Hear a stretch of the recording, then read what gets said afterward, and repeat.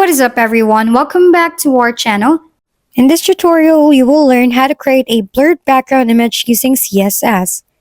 This technique is useful for adding visual depth to your web design, enhancing the focus on foreground elements, while creating an appealing aesthetic.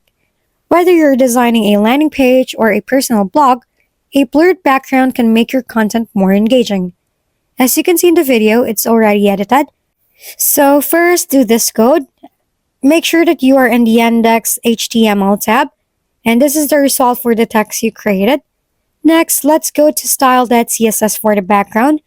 Make sure you have your own background or picture saved so that we can use it as a background on CSS. To make a background, do this code.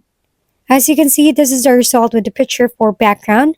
Next is that in style.css, do this code and the video. This is the result for the banner. Next is to blur the image. Let's go back to the image code you used and type this code for filtering below the height. And there you go. You have successfully created a blurred background image using CSS. This technique can enhance the visual appeal of your web projects, allowing your content to stand out.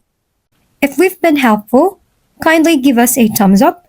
And don't forget to hit the subscribe and bell button for more contents. For any questions and suggestions, comment down below.